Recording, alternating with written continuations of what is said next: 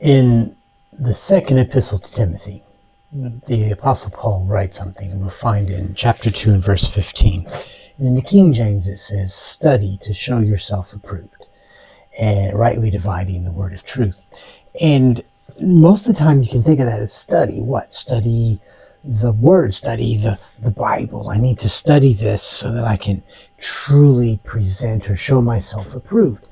And I think we could break this down, and we should break it down a little bit to see what this is actually talking about. The word that's translated in the King James as study is a word that means to be diligent, to apply yourself.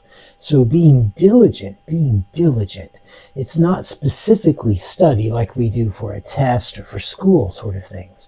So it's not necessarily study the Bible is what it's not necessarily saying that. It's saying be diligent to show, present yourself, to stand approved, pleasing to God. This in the New King James, it says, be diligent to present yourself approved to God, a worker who does not need to be ashamed, rightly dividing the word of truth. And this is the process. If you're truly diligent to stand before God in his presence with him, truly approved by him, how do you do that? Well, actually, it is by rightly using and rightly discerning and understanding his word. When it says rightly dividing the word of truth, this is actually applying it correctly, understanding it. And the word here, the word of truth, these are terms that refer to Jesus. It's logos. In the beginning was the logos, the word. This is understanding the word and what he comes and has come, is coming, does say. And Jesus also said, I am the truth. He is the word and he is the truth. And if we're truly going to understand it, we're going to realize, you will realize who you are to him. And you will be diligent that is how you live your life, who you are. Because notice in verse 16, he says, but shun.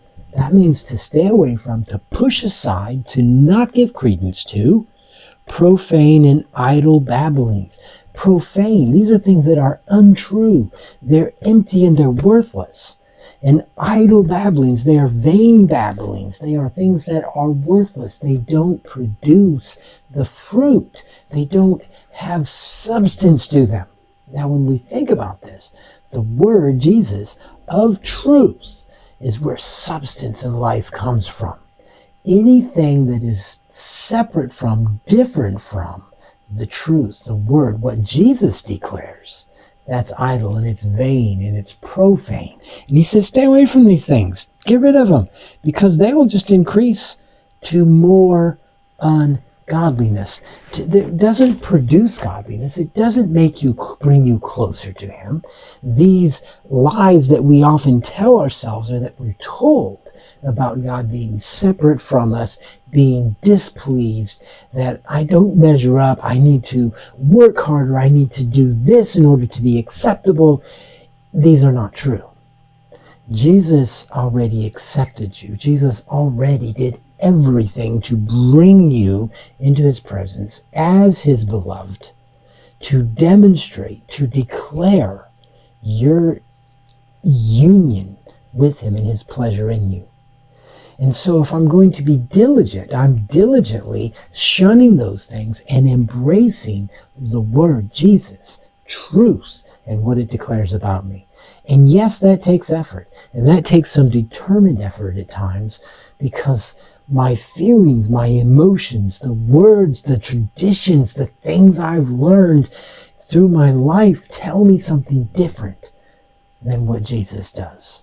And so I truly have to be diligent and apply myself and rightly hear and understand my Savior, my God, Jesus, who says that I am his and he is pleased. You truly are his. He truly is pleased. You are approved by the King of Kings and the Lord of Lords, the one who is the Word, who is the truth, your elder brother, the one who is one with your Father, and you are one with him, and he is in you and you in him.